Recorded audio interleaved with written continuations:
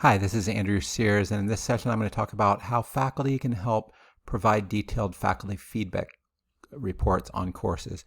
So this is one of the most important activities a faculty member can do to help us improve the courses, because you're going to be in there, you're going to see how students are interacting with courses. One of the ideas, core kind of processes that CityVision uses is the lean startup philosophy, and the idea is the way you improve quality is how quickly you can iterate, how quickly you can learn.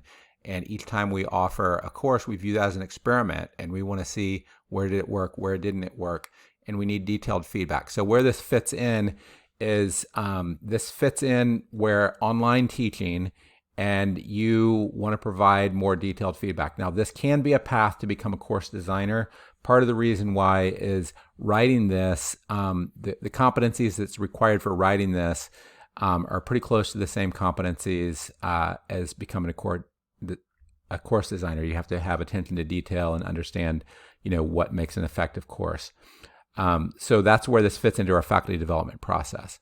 So what's covered in our faculty course feedback form? One is content feedback. So let us know if things are out of date, if there's typos or errors. Often I'll go through a course that has been around for 2 or 3 years and there's a major typo and no one told us about it. And I'm like, why didn't you just let us know? Is there any course content or books that should be removed, reevaluated, or is inconsistent with our values? Sometimes we'll assign a book and it might have something that's hostile to our values, and we didn't realize that. Is there any important content in this week's material that isn't adequately explained? And one of the biggest things is, do you have suggestions for video, audio, and articles that we could add? So part of what you got to recognize is that online education separates out the teaching from the design aspect. And this is your opportunity really to inform the content of the course. So teaching in online education is much more facilitating than it is, course design. So the other aspect is really, how did it work with the students? So, what was their experience? Did they have key questions? Sometimes we'll have courses where we expect students to go from point A to point Z in one step, and it's difficult. Sometimes we'll have weeks where we'll have 1 week that's too light and 1 week that's too difficult for students, and we need to know where there's problems. The assignment feedback, this is where the detail can be very helpful. Were there particular assignments, forums, live sessions, or quizzes that students struggled with or didn't have adequate scaffolding or instructions? So often we can, say, hey, build a rocket to go to the moon, and that's the instructions. You might need to have more steps. That's having inadequate scaffolding, right? One of the biggest areas is, were there assignments where the majority of students clearly were not submitting work that met the goals of the assignment? So, I might have said, build a rocket to go to the moon, and most other people just created a firecracker, right? So either we need to reset expectations of what the assignment's going to be, or we need to give more scaffolding, or we need to break it up into multiple assignments.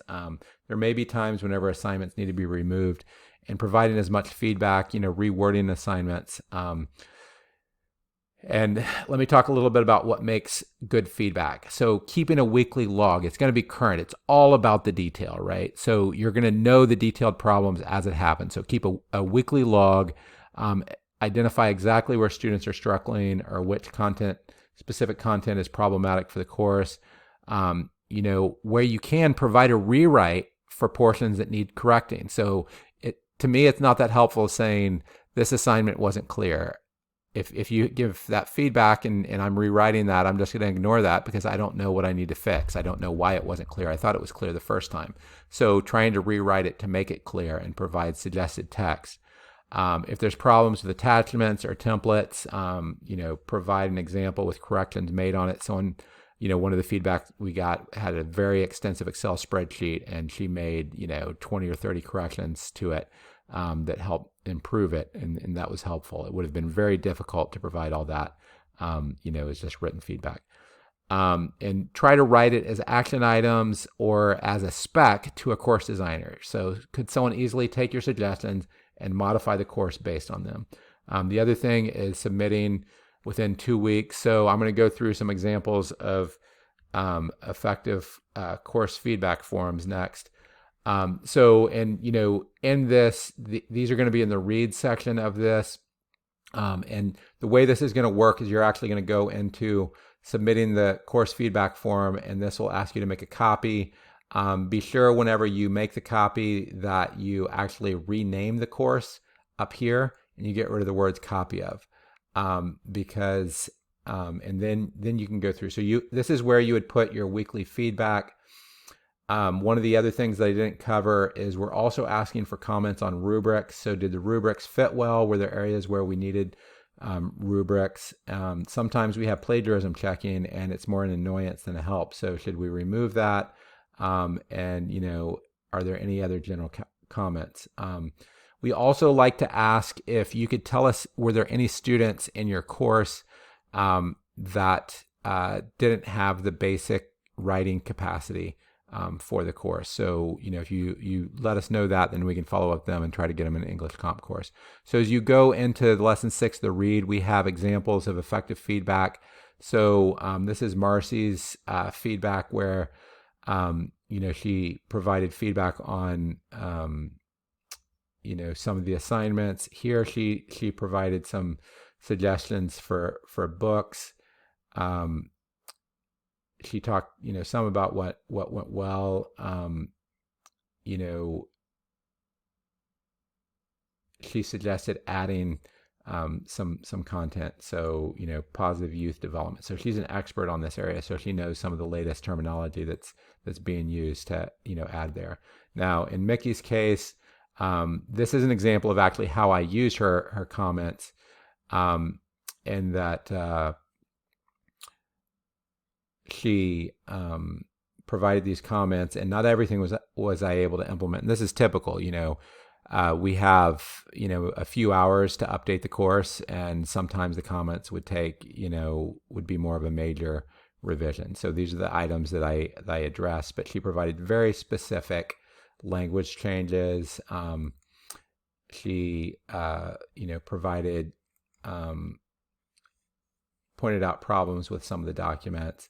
And then in this feedback, Charlie, provided,